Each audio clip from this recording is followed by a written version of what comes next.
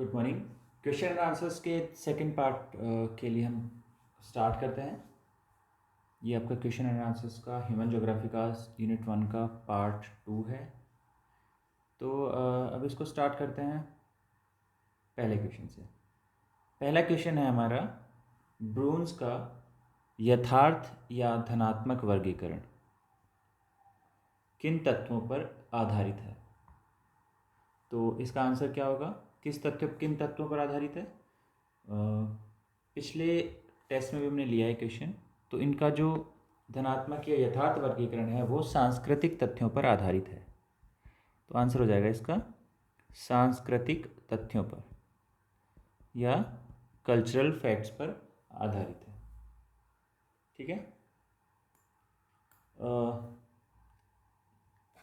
इसको डिटेल में हम ऑलरेडी पढ़ चुके हैं, आप एक बार इसको रिवाइज कर लीजिएगा। जो सांस्कृतिक तथ्यों में कौन कौन से तथ्य हैं जिनकी ब्रून्स बात करते हैं। नेक्स्ट क्वेश्चन, ब्रून्स ने सभ्यता के विकास के आधार पर मानव भूगोल को कितने उपविभागों में विभाजित किया है? तो ब्रून्स के वर्गीकरण से ही है ये। ठीक है। तो सभ्यता के विकास के आधार पर ब्रून्स ने मानव भूगोल को 4 उपविभागों में विभाजित किया है या 4 उपविभागों में वर्गीकृत किया है। वो कौन कौन से हैं आपके? सबसे पहला है आपका अनिवार्य आवश्यकताओं का भूगोल, अनिवार्य आवश्यकताएं। उसके बाद में है आपका भूमि विदोहन संबंधी भूगोल। तीसरा है सामाजिक भूगोल, सोशल ज्योग्राफी।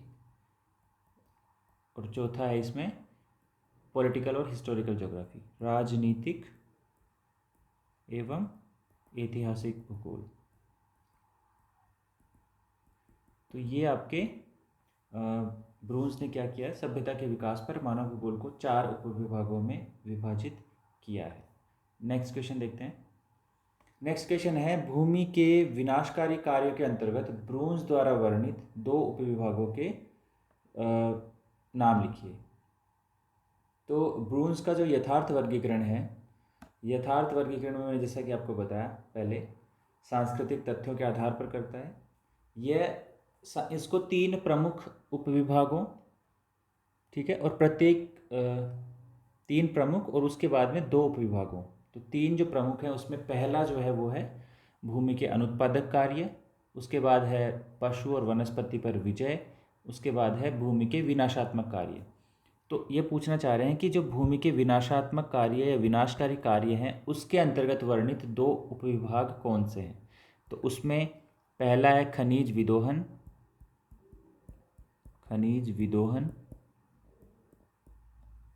और दूसरा है वनस्पति एवं पशु विनाश। ठीक है। ये हो गया आपका मिनरल एक्सप्लॉइटेशन और दूसरा हो गया destruction of plants and animals. तो ये हो गए भूमि के विनाशकारी कार्य जो ब्रून्स ने बताए हैं। नेक्स्ट क्वेश्चन देखते हैं। नेक्स्ट क्वेश्चन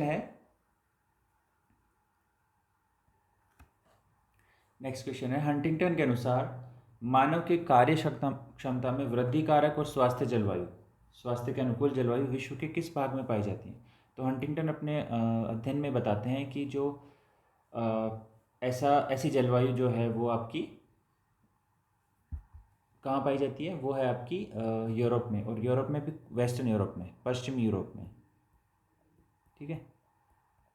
तो इसी वजह से ये बोलते हैं कि वहाँ के लोगों की जो कार्यक्षमता होती है वो अधिक होती है। नेक्स्ट क्वेश्चन लेते हैं। हंटिंगटन जो है वो अपना वर्गीकरण करते हैं, तो अपने वर्गीकरण में जीवन के 3 स्वरूपों की बात करते हैं। वो हंटिंगटन जो है जीवन के 3 स्वरूपों की बात करते हैं, और वो 3 स्वरूप कौन कौन से हैं? वो हैं आपके ऑलरेडी बताया जा चुका है। ये है आपके पादप या पौधे, प्लांट्स, दूसरा है पशु और तीसरा है मानव। ये 3 स्वरूप की बात करते हैं। ठीक है। इनकी पुस्तक का नाम क्या था? इनकी बुक का नाम है मानव भूगोल के सिद्धांत। मानव भूगोल के सिद्धांत। उसमें ये 3 स्वरूपों को बताते हैं। ये बुक जो है ये आई है 1945 में, इनकी पब्लिश हुई है 1945 में। इस बुक में ये क्या करते हैं, मानव भूगोल को भौगोलिक वातावरण और मानवीय क्रियाओं व गुणों के परस्पर संबंधों की प्रकृति के बारे में इसमें बताते हैं। और इसमें 3 विशेष स्वरूपों पर यह बल देते हैं, वो हैं आपकी पौधे, पशु और मानव। ठीक है। इसके बाद में नेक्स्ट क्वेश्चन है, हंटिंगटन द्वारा रचित पुस्तक का नाम ऑलरेडी मैंने आपको बता दिया, प्रिंसिपल्स ऑफ ह्यूमन ज्योग्राफी, मानव भूगोल के सिद्धांत, 1945 में बुक आई इनकी। नेक्स्ट क्वेश्चन है, मानवीय अभिव्यंजना क्या है? तो हंटिंगटन जब अपना वर्गीकरण करते हैं तो उसमें 3 बातों पर बल देते हैं। पहला है प्राकृतिक दशा, दूसरा तथ्य जो है वो है जीवन के स्वरूप।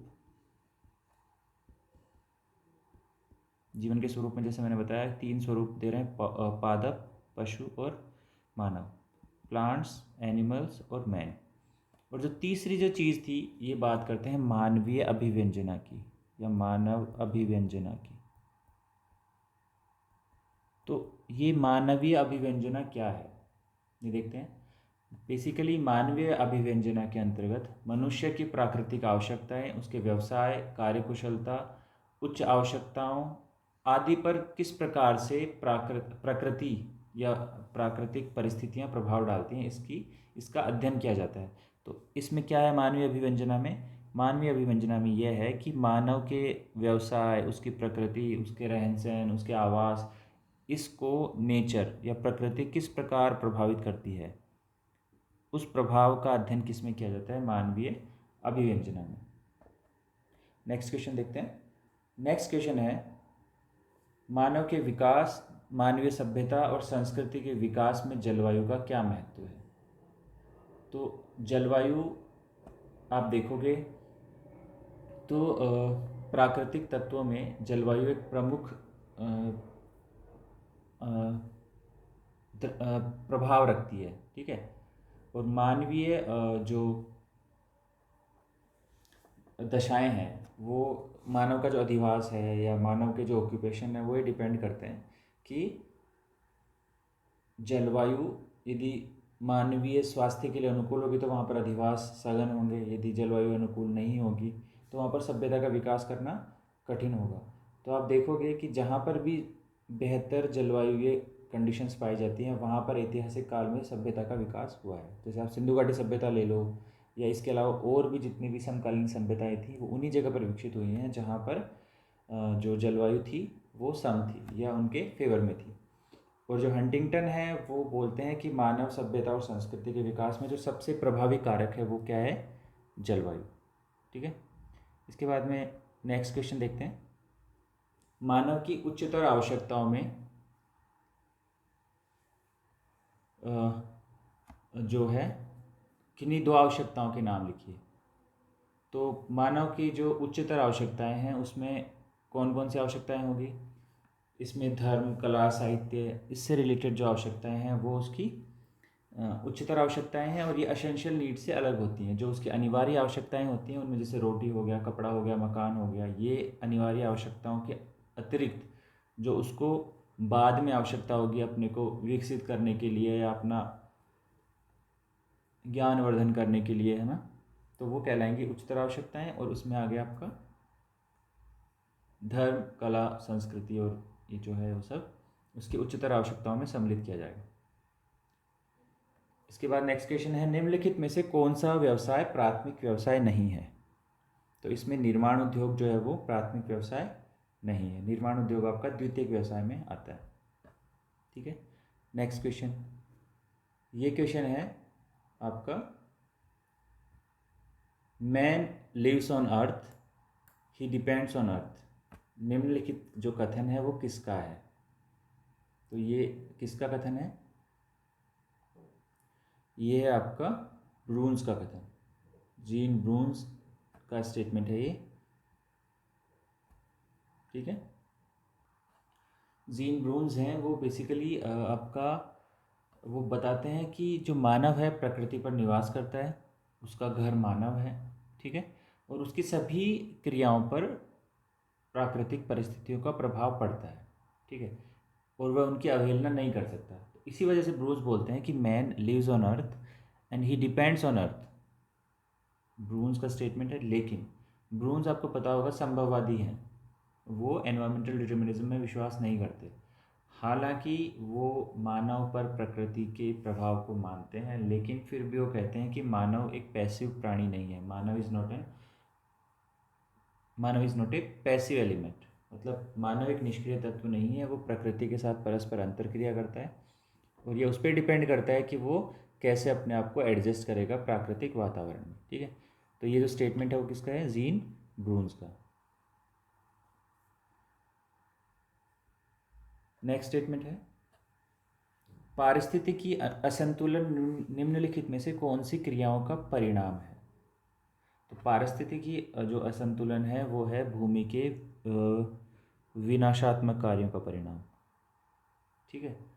तो जिसके लिए जो आपके मानव द्वारा जो किया जा रहा दोहन है वो उत्तरदायी है। अंधाधुंध दोहन जो किया जा रहा है वो उसके लिए उत्तरदायी है। इसी वजह से जो हो रहा है पारिस्थितिकी असंतुलन उत्पन्न हो रहा है।